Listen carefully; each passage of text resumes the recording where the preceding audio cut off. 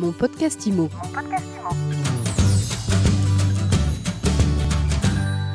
Comme tous les jours depuis le début de cette crise sanitaire, mon podcast IMO s'interroge sur les conséquences de la situation pour votre projet immobilier. Alors aujourd'hui, je suis avec Roland Tripart, président d'IAD France. Roland, bonjour. Bonjour Ariane. Bon alors, comment ça se passe ton confinement ? Écoute, mon confinement personnel passe. J'ai mis mes proches à l'abri. On fait attention à leur santé. On respecte tous les gestes barrières. Et puis après, on a eu 2 semaines, allez un peu plus, 2 semaines et demie, là, depuis qu'on sait que ça va se mettre en place, très active pour le bureau. Donc c'est un confinement extrêmement studieux. Alors comment ça se passe pour un réseau comme IAD, cette situation ? Ça se passe, d'abord ça se passe comme tout le monde, c'est-à-dire que je crois que le premier réflexe de chacun, ça doit être de penser à sa santé, à sa protection, à celle de ses proches, à respecter les consignes qui lui sont données. Et puis après ça, je peux te raconter un peu comment nous on s'est organisé. Comment vous vous êtes adapté ? Voilà, comment le réseau s'est adapté et comment le siège s'est adapté en face du réseau. On a conseillé au réseau de raisonner en 4 temps. Et ils ont été extraordinaires dans leur réaction et dans la prise en compte de ces 4 temps. Le premier temps, c'était le temps de leur santé et de celle de leurs proches. C'est-à-dire que tout de suite, entre eux, et puis alimenté aussi en information par le siège, tout le monde s'est concentré sur la protection de chacun. Puis après, on leur a dit, et on a partagé ça bien entendu avec eux, il y avait le temps 2, c'est le temps de la sécurisation de son business, tout ce qui peut être fait pour que la micro-entreprise de chacun de nos conseillers, elle puisse être autant que possible protégée, sauvegardée dans son mode de fonctionnement, toutes les décisions liées à la trésorerie, et puis tout ce qui pouvait encore être avancé ou conclu comme business. Voilà, ça c'était le temps 2. Après, il y a le temps 3. Je pense qu'on va surtout parler du temps 3 parce que le temps 3, la réaction du réseau, elle est extraordinaire. Le temps 3, c'est le temps de la formation, le développement et le coaching. C'est-à-dire,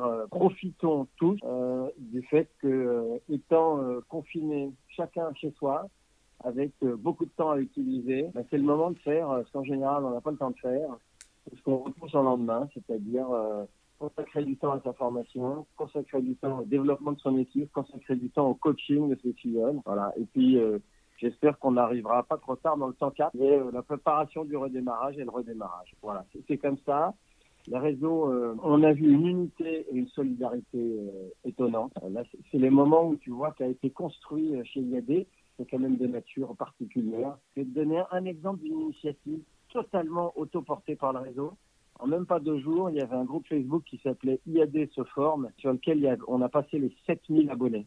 Et c'était que des conseillers et des managers du réseau qui enregistraient des capsules vidéo sur des sujets qui leur semblaient importants, sur des techniques qu'ils avaient, sur des méthodes qu'ils appliquaient, sur des enseignements qu'ils avaient eus et qu'ils trouvaient utiles et qui les partageaient à destination du réseau. Tu vois ça en 2 jours, plus de 7000 abonnés à IAD se forme. Bon, et puis nous, dans le même temps, on a aussi concentré beaucoup d'énergie pour continuer à ce que le réseau se sente justement en réseau, en famille, et on a mis en place très vite, le 2e jour du confinement, je crois, ou le 3e jour du confinement, 2 rendez-vous quotidiens, un le matin, qui s'appelle Good Morning IAD, qui est le patron de la filiale. On l'a mis ça dans chacun de nos pays. Le patron, donc en France, le patron d'IAD France, Olivier Descamps, qui vient raconter un peu quelles sont les nouvelles importantes à partager, quels vont être les thèmes sur lesquels il va y avoir de la formation ou des webinaires dans la journée. Parfois présenter une initiative particulière, tu vois. Et tous les matins, c'est une sorte de briefing collectif pour que tout le monde garde des rituels de travail. Et puis, tous les jours aussi, le 2e rituel quotidien, c'est à 14h30, ça s'appelle IAD Business Meeting. Et là, c'est une séquence plus longue, de 45 minutes, 1 heure, avec un vrai point de formation. Il peut être métier, il peut être managérial, il peut être développement personnel, il peut être légal, dans toutes les directions, traité par un spécialiste avec du contenu pratique. Voilà.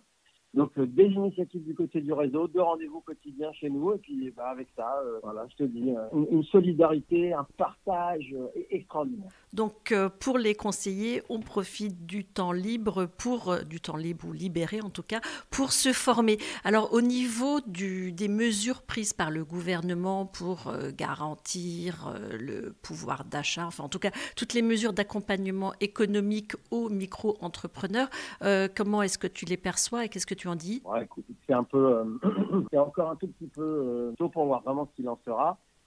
J'imagine que tu fais d'abord allusion à la subvention de 1 500 euros. Aux prêts garantis par Okay. l'État, auxquels les micro-entrepreneurs ont droit aussi dans certaines conditions. Est-ce que les tiens en profitent ou c'est Alors, les encore 1 tôt? 500 euros, dans un contexte comme celui-là, la première difficulté pour tous les conseillers du réseau, et en particulier pour les plus fragiles, c'est-à-dire ceux qui ont rejoint le réseau récemment. Et pour rappel, nous, si on prend juste les 12 derniers mois, c'est 2200 conseillers qui ont rejoint le réseau. Donc tu vois, ça en fait beaucoup dès qu'ils sont rentrés il y a peu de temps, qui n'ont pas encore eu le temps de construire un business récurrent, solide. Donc pour cela, le sujet immédiat, c'est la trésorerie.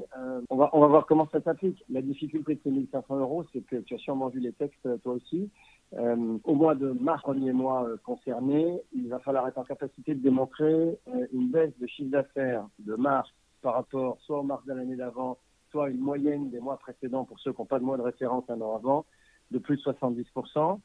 Bon, dans le monde de l'immobilier, ça marche pas du tout comme ça. Que dans le monde de l'immobilier, le chiffre d'affaires, il rentre au moment de la signature des actes et que quand l'activité s'arrête, il y a un certain temps, une certaine inertie avant l'impact direct. Donc, écoute, on va voir. Ça sera reproduit à partir du mois d'avril. Là, ça va commencer à être très utile. Nous, on accompagne énormément sur toutes ces dispositions le réseau en partageant l'information, comme je te disais aussi, il y a des business meetings quotidiens.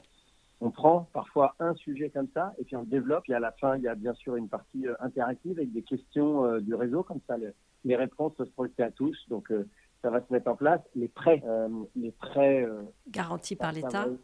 Oui, ouais, exactement. Là, je crois que dans une structure comme la nôtre, ça va d'abord concerner le siège. C'est logique de prêt. Peut-être moins les structures des conseillers.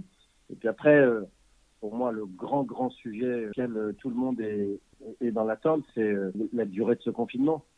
C'est-à-dire qu'aujourd'hui, si l'hypothèse d'un confinement qui se termine le 4 mai est la bonne, c'est pas du tout la même. En tout cas, la gravité de la situation ne touchera pas le même nombre de conseillers que si c'est prolongé d'un mois. C'est-à-dire Bien sûr. Au-delà de 4 à 6 semaines, chaque semaine supplémentaire peut être très difficile à vivre, mais on verra petit à petit qu'est-ce qui peut être assoupli. Tu as sûrement vu qu'il y avait eu beaucoup de débats au début sur est-ce qu'on peut encore emmener des clients acquéreurs en visite, est-ce qu'on peut encore visiter un bien pour faire une estimation. Bon, nous là-dessus, on a une posture radicale tout de suite. Comme je te le disais, la clé pour nous, c'était la protection de chacun. Restez chez vous. On a tout de suite lancé plusieurs hashtags, des types restez chez vous, restez à la maison, etc. Pour éviter toute situation qui pourrait, aussi bien sur un plan personnel que sur un plan des responsabilités ou économiques, être dramatique. Et comment est-ce que tu vois l'impact du confinement? Qu'est-ce que vous ressentez au niveau IAD, chez les vendeurs, chez les acquéreurs? Est-ce que les prix commencent à baisser? Est-ce que comment on va se porter le marché? L'impact il est immédiat, c'est-à-dire qu'on n'est pas à l'arrêt total, mais presque. On le comprend bien parce que aujourd'hui, un acquéreur ne peut pas aller faire une visite. Tu n'as pas échappé que sur la dérogation avec laquelle que tu dois avoir sur toi quand tu vas faire tes courses ou tu n'as pas visité un appartement. Oui, exactement. Il n'y a pas la case avant acquisition. Bon. Donc, les visites d'acquéreurs, c'est fini. De toute façon, la capacité à organiser un déménagement, c'est fini. Des vendeurs qui seraient prêts à ouvrir leurs portes pour accueillir un conseiller qui viendrait faire une estimation, c'est fini. Et de toute façon, encore une fois, nous, on recommande à tous nos conseillers que ça n'ait pas lieu.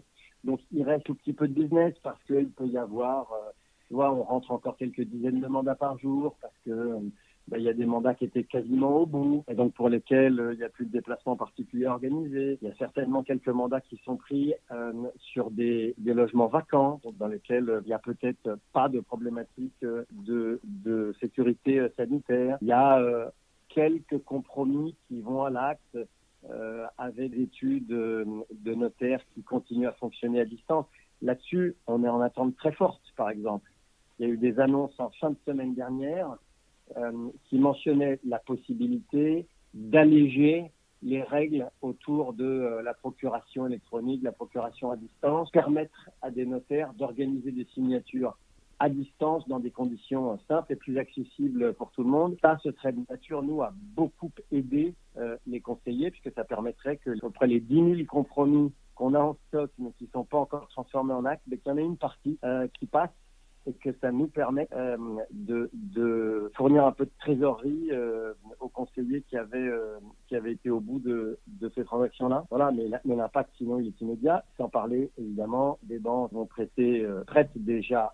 Là, je parle non plus de prêts aux entreprises garantis, mais évidemment de crédit immobilier, qui ont plus de mal à prêter dans des conditions qui sont plus complexes parce qu'il y a beaucoup d'agences bancaires qui ne reçoivent plus personne, bon, etc. Après, baisse des prix, non, pas encore, trop tôt. C'est trop tôt parce que le marché est figé pour l'instant. Roland, tu es implanté aussi en Italie. Comment est-ce que ça se passe là-bas? Est-ce qu'il y a des leçons à en tirer ou c'est trop tôt là encore? Non, l'Italie, ils sont rentrés en confinement à peu près 15 jours avant nous. Donc, nous, on partage énormément. Tu vois, on a chaque semaine une réunion avec les 5 patrons de pays et puis les patrons fonctionnels de la holding pour essayer de partager le plus vite possible. Alors, on partage énormément sur les bonnes pratiques du réseau. Je parlais tout à l'heure là, du Good Morning IAD le matin, du IAD Business Meeting l'après-midi, du IAD se forme entre conseillers. Toutes ces initiatives, on a fait en sorte qu'elles circulent le plus vite possible. Et il y en a, tu vois, la session de l'après-midi de formation ouverte à tous dans un mode webinaire avec des questions, elle avait été initiée en Italie. Comme ils ont été mis en confinement les premiers, c'est eux qui ont les premiers mis en place des gestes comme ça pour le réseau. Après leurs 2 semaines d'avance, en termes de pratiques immobilières, pour l'instant, elles ne changent rien parce que pour autant, ils ne sont absolument pas sortis du confinement. Ils sont encore dans un confinement très dur.